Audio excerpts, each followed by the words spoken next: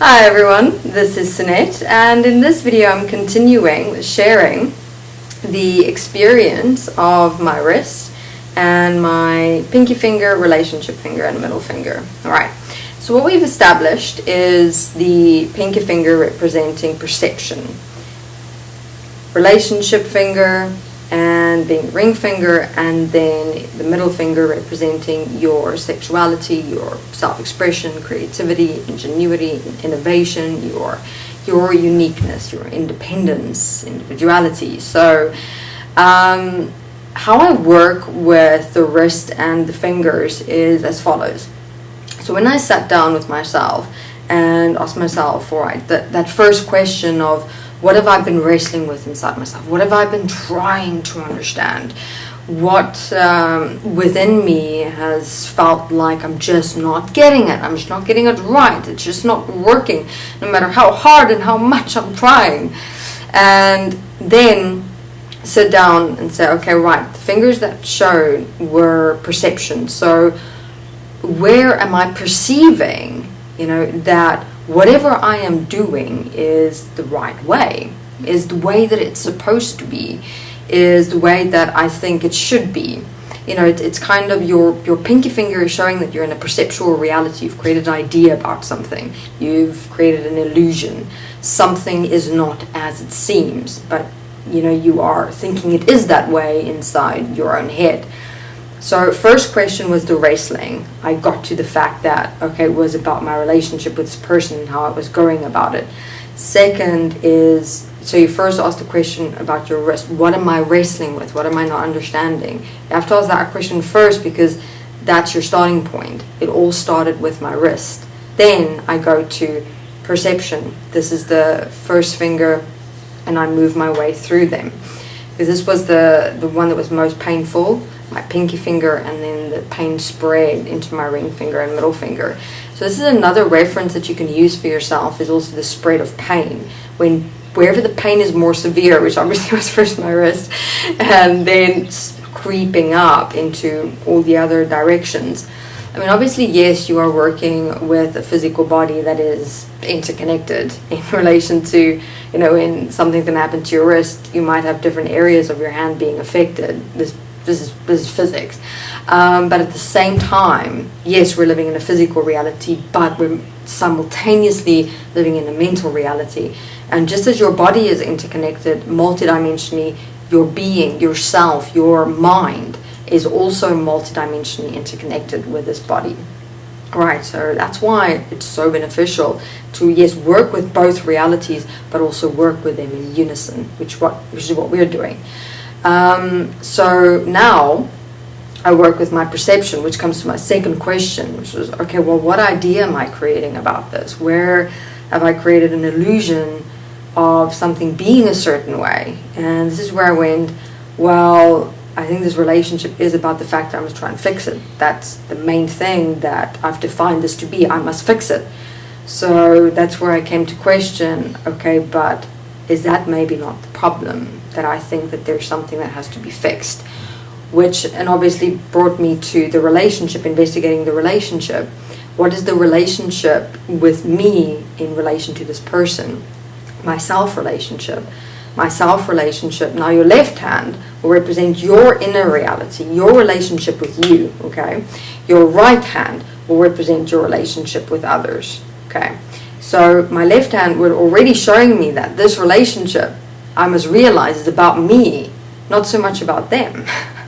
So I was going, okay, what perception about myself? What relationship with me am I missing here? And in all of that, I'm completely suppressing my expression, my individuality, things that I must learn about me and me alone. So got into the perception of realizing, well, firstly, this relationship is not about them, it's about me. And then, okay, what about this relationship with me am I working with here? And then I realized, wow, I'm not even existing in this relationship because I made it all about them. And that took me to the point of, okay, well, what am I to learn here in all of this? What qualities do they have that I can learn from? That I can first get to know myself in this relationship with this person before I even try and create a relationship. creating projections, expectations, and ideas of what it should be or what it's supposed to be, and reality like kept on coming back at me, telling, hey, you're going to keep on falling flat on your face. You're going to walk into this wall every time until you see, why are you trying to create a relationship with someone when you don't even know who you are within it? So that also showed me in how the extent to which this relationship transformed, because I also came at it with feeling connected with this person in a way of thinking, we're going to be the best of friends, or, we're going to get along so well. But that experience of that connection was actually me connecting to parts of myself through them, which wanted to come out into more definition, into more shape, into more living, which was the respect, the integrity and quality of my work, and the timeliness and organization and presentation of it. So through that relationship, it taught me a level of pride, taking pride in the work that I produce as an extension of me. And that relationship fulfilled me just in those three or four simple things, to such an extent that I still take it with me to this day. And you can also have a look at how many of your relationships in your life are you trying to create it or fix it or change it or have it in a way that you think it's supposed to be in your mind. But have you actually really sat down with yourself and asked yourself, well, who am I in this relationship? What is this relationship for me? What is its purpose? Why is this person in my life? And why are they still in my life? I think there should be a set start for any relationship that you start in your life, or a person who comes into your life, is asking, who am I with them? What do they have to teach me? And in that, what can I teach them? Or isn't even about learning and teaching. Maybe it's just about being and enjoying. The thing is, you've got to get to know yourself and define the relationship as it is from the get-go, to have a base, to have a foundation. Because I realized if the foundation of a relationship or a starting point of it is not me, I don't know who I am in it, and I don't know where I stand within it. All these types of insecurities and issues and judgments and not good enough, like my weaknesses, come out in the relationship. And this is another flag point that I use.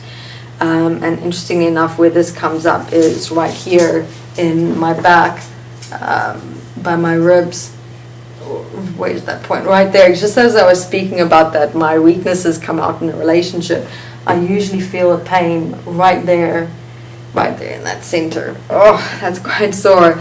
No, just as I've been talking about the point, I'm just activating that that programming and that tendency of my weaknesses coming forth in a relationship, when, as a reference, and when I know my weaknesses are coming out and that point on my back starts cramping and there's like a knot in it, then I know, girl, you are in a relationship somewhere in your life and all your weaknesses are coming out because you haven't defined who you are in it as of yet. So that's also another interesting reference that you can use. I don't know, you can also have a look at how you sometimes use your posture, how you sit, whether you slump to the left or to the right. That also show you where in your life your weaknesses tend to be exposed more. Like, for example, there are some people I'd naturally sit with and I'd slump toward my left, I find, or favor my left, literally in a sitting position mostly is where you see it. I sit more toward my left, and I know then inside myself that there are insecurities coming up and judgments and issues that it's just kind of becoming a natural state with this person, and I'm not really paying attention to it to change it.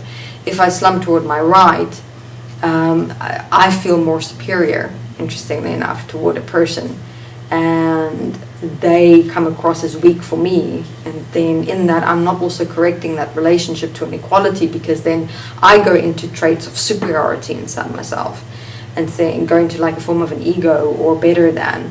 So just have a look at these kind of small things, and also posture yourself with an equal stability within yourself to make sure that you're not going into any sense of inferiority or superiority, because that does affect not only yourself but another person as well. Alright, so everyone, this is how you can use your pinky finger, relationship finger, and middle finger in relation to a relationship with a colleague, friend, acquaintance, I mean, I find my middle finger, my sexuality point, more comes up in line with my partner, my personal relationship. When there's an issue or a point for me to look at my sexual expression, but that on that personal level point we'll get to in time to come.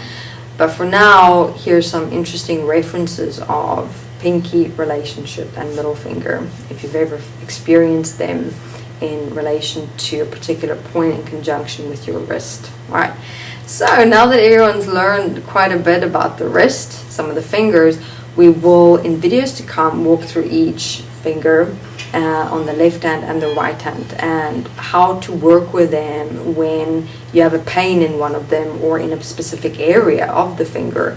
Randomly, so it like happens in one of your fingers, like suddenly you've got a cramp in your thumb, or you can feel your fingers are tight. Like mine recently have actually been tight on my right hand. I can feel when just doing this that they're not feeling natural and fluid. They feel hard and harsh coming through on my right hand here and these areas. So we'll walk through that and understand more of specific areas in the fingers, what they mean and represent, and how you can assist and support yourself. Alright everyone, thank you very much, and I'm looking forward to journeying this process with our hands. So show me those hands and let's have some fun. Thank you very much.